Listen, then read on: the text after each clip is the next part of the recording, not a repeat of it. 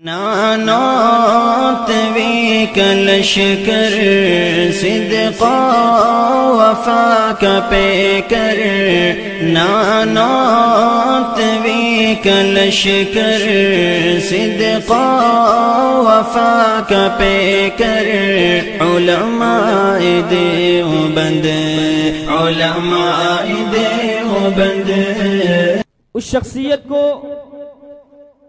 जो शेख तरीक़त, इमाम शरीयत, माहिर उलूम नबूवत, हाज़िक़ुल उम्मत, फ़क़ीह मिल्लत, वाक़िफ़ असरार उम्मत, साहिब फ़साहत व बलागत, हज़रत मौलाना मुफ्ती उबैदुल्ला असादी साहब, शेखुल हदीस व उस्ताद फ़िक़्ह व फ़तावा, जामिया अरबिया हथौराबाद से हज़रत वाला से सरापा अर्दाश्त हूँ कि हम सामईन और हाज़रीन को अपनी कीमती नसाहे से नवाजें।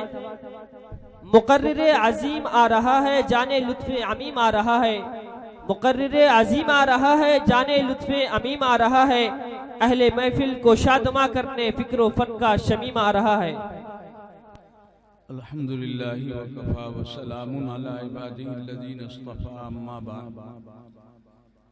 बुजुर्गों और दोस्तों, अभी आपने कई बुजुर्गों के बयानात भी सुने और अपनी आंखों से एक मंजर भी देखा। अल्लाह ताला इन बच्चों की अपने कलाम पाक के हिफ्ज़ की तकमील को इनके हक़ में और इनके सारे मुताल्लिक़ीन, मदरसे के मुहिब्बीन सबके हक़ में कबूल फरमाए। बुजुर्गों दोस्तों, हमारा और आपका ताल्लुक़ जिस दीन व मज़हब से है जिसको खुद हक़ ताला ने अपनी किताब में इस्लाम का नाम दिया है, इसकी बहुत सी खुसूसियतें। उनमें से एक खुसूसियत ये है कि ये दीन व मज़हब आसमानी है, रब्बानी है, अल्लाह का नाजिल करदा है, अल्लाह का दिया हुआ है, अल्लाह का तय किया हुआ है। ये नफसानी और मनमानी नहीं है। अभी आपने हज़रत मौलाना अफ़ज़ालुर रहमान साहब मुद्दतुल आली से ये बात काफ़ी तफसील से सुनी कि दीन अपनी मर्जी से, अपने मन से, अपनी पसंद से, अच्छा लगने से नहीं होता है। यहाँ तो जो कुछ है वो बताया हुआ है अल्लाह का और रसूल अकरम सल्लल्लाहु अलैहि वसल्लम का। अपनी तरफ से तो वो काम जो अल्लाह उसके रसूल ने हमको बता रखे हैं, लेकिन उनके निज़ाम से अलग हटकर किए जाएंगे तो वो भी दीन नहीं होगा। अभी आपने सुना, हम अपनी मर्जी से रोजा रखें ईद के दिन, हम अपनी मर्जी से नमाजों में कमी और ज्यादती कर दें, बहुत सी शक्लें बनती। हुजूर अकरम सल्लल्लाहु अलैहि वसल्लम के ज़माने में बसा औकात सहाबा किराम बाज फैसले फरमाते थे सिर्फ इसलिए कि हमारी आखिरत अच्छी बने, हम अपने आप को वक्फ कर दें बाज चीज़ों के लिए। और नबी अकरम सल्लल्लाहु अलैहि वसल्लम उनको तंबीह फरमाते थे, उनको हिदायत फरमाते थे। आदमी रात भर नमाज और मुस्तकिल रोज़े को सोचता, हुजूर अकरम सल्लल्लाहु अलैहि वसल्लम तंबीह फरमाते, देखो ये जिस्म तुम्हारे पास अल्लाह की अमानत है, इसका हक है। ये आंखें तुम्हारे पास, ये अल्लाह का हक है। इस जिस्म पर अल्लाह ने और बहुत से हक रखे हैं। तुम रातों को जागो और दिन को रोजे रखो, और उसके नतीजे में तुम्हारा जिस्म ज़ाय हो जाए। जो हुकूक अल्लाह ने तुम्हारे ऊपर रखे हैं वो हुकूक ज़ाय हो जाए, ये दुरुस्त नहीं है।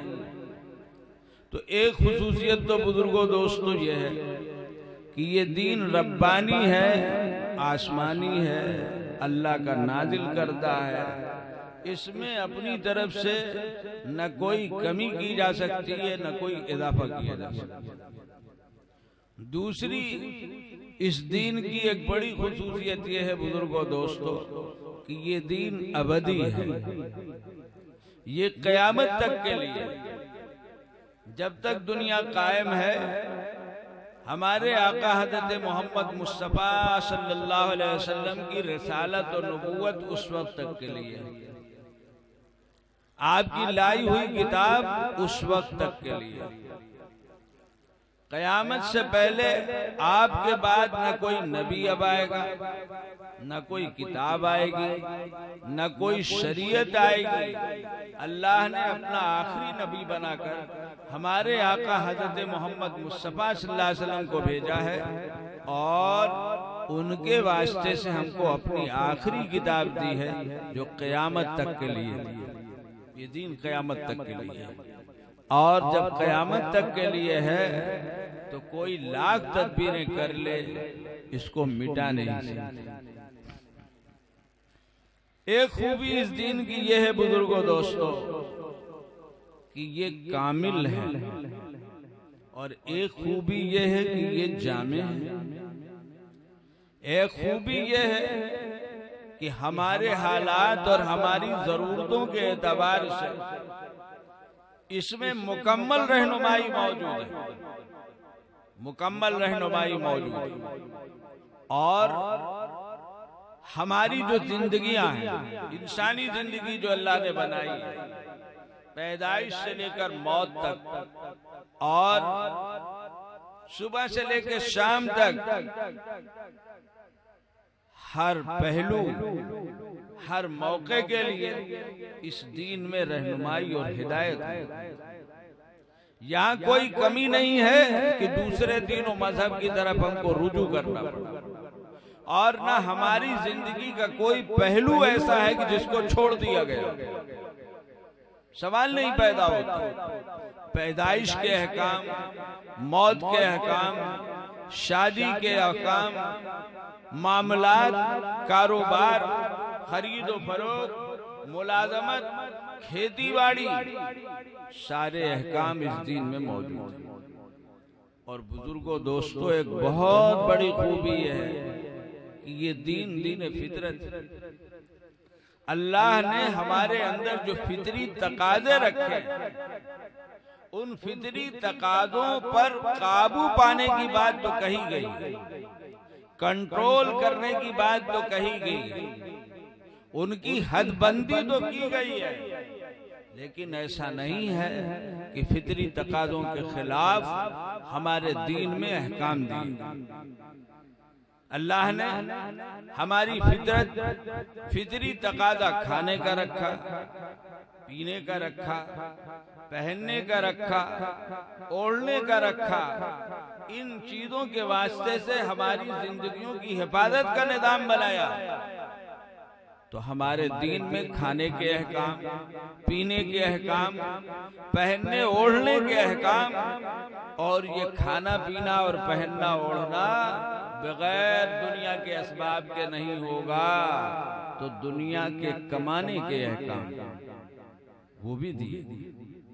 दुनिया कमाना नहीं माना किया गया, और ये कोई कमाल नहीं माना गया है। हाँ, दुनिया कमाने में खो जाना, इस तरह कमाना कि दुनिया ही मकसद बन जाए, इस तरह कमाना कि आखिरत हम भूल जाएं, ये मना है।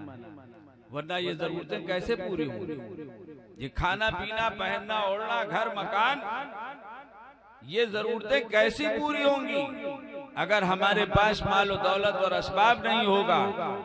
और ये मालो दौलत और असबाब भाग दौड़ करके, मेहनत करके कमा के हासिल होगा, देगा वो, लेकिन मेहनत हम करेंगे। अल्लाह ने निजाम ऐसे ही बनाया, ऐसा ही बनाया।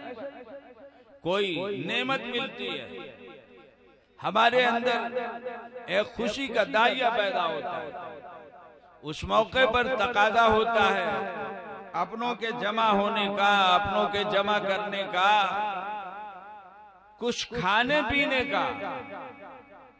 शरीयत इससे भी मना नहीं करती, हद मुतय्यन करती, हद मुतय्यन।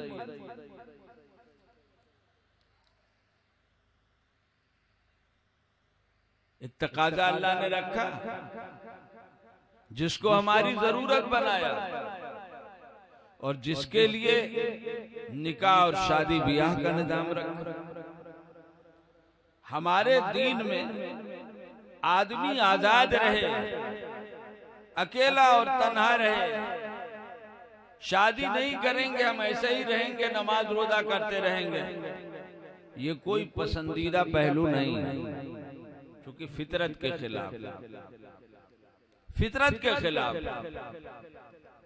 और जो फितरत के खिलाफ चलता है और उससे लड़ता है वो हार जाता है। जिन लोगों ने ये समझा है कि दीन इसका नाम है, मजहब इसका नाम है कि बीवी बच्चों से शादी ब्याह से आजाद रहो, वो सब के सब उमूमी तौर पर शिकार होते हैं उन हालात का कि जिनको दुनिया जानती है। क्यों? फितरत के खिलाफ, फितरत के खिलाफ। हमारे यहाँ शादी का निजाम, निकाह का निजाम, उसके अहकाम, बीवी बच्चों के से मुताल्लिक जिम्मेदारियां, बीवी के लिए शौहर के हुकूक, शौहर के लिए बीवी के हुकूक, ये सारी चीजें क्या है बुजुर्गों दोस्तों? ये सब ये फितरी तकाज़ों को अच्छे से अच्छे अंदाज में पूरा करने के लिए सारा निजाम रखा। कोई हादसा पेश आता है, रंज और सदमा होता है, इससे तो मना किया गया कि मौत जैसा सदमा किसी बड़े से बड़े, करीबी से करीबी का हो, आंसू तो बहा सकते हो, हाथ मत इस्तेमाल, जबान मत इस्तेमाल, बाल मत नोचो, गालों पर तमाचे मत लगाओ, कपड़े मत फाड़ो, हंगामा न करो, नारे न लगाओ रंजो सदमे के, इससे मना किया है। आंसू बहने तो बहाओ। हुजूर अकरम सल्लल्लाहु अलैहि वसल्लम के घर में हादसात पेश आते, आपकी आंखों से आंसू बहते, सहाबा की मौत पर आंसू बहे, बेटियों की मौत पर आंसू बहे, औलाद की औलाद पर आंसू बहे, बेटे की मौत पर आंसू बहे। कहने वालों ने कहा भी, अर्ज किया, ऐ अल्लाह के रसूल, आपकी आंखों में आंसू, आप रो रहे हैं। फरमाया ये आंसू अल्लाह की रहमत जो अल्लाह ने दिल में रखी है, ऐसे मौके पर वो रहमत आंसू की शक्ल में आंखों से बहती है। और फरमाया देखो, आंखों से जो कुछ हो उस पर कोई पकड़ अल्लाह की नहीं है, हाँ हाथ और जबान इस्तेमाल करोगे तो अल्लाह की पकड़। तो बुजुर्गों दोस्तों, हमारा ये दीन फितरत, ये कामिल है, ये जामे है, ये हमेशा के लिए है, ये अल्लाह की तरफ से है। इसलिए बुजुर्गों दोस्तों, हमें अपने दीन से अपना रिश्ता इंतहाई मजबूत करना चाहिए। हमारी जिंदगी का कोई हिस्सा ऐसा नहीं है जो दीनी रहनुमाई से खाली न हो, लेकिन जरूरत इस बात की है कि हम अपने उलमा से पूछें, जानने वालों से पूछें। अभी आपने तफसील से सुना, मौलाना ने फरमाया उलमा किस लिए, ये इदारे किस लिए हैं बुजुर्गों दोस्तों? ये इदारे जिनकी बरकत से हमको ये मजलिसें मिलती और जिनकी बरकत से न जाने कैसे कैसे उलमा, अहलुल्लाह, दीन के खादिम और दीन की सही बातें बताने वाले हमको अपने घर और ठिकाने और वतन में मिलते हैं। बुजुर्गों दोस्तों, ये इदारे हैं किस लिए? इन इदारों का मकसद बजुज इसके कुछ नहीं है कि इनके वास्ते से उम्मत के दीन और ईमान की हिफाजत की जाए, बच्चों को पढ़ाया जाए,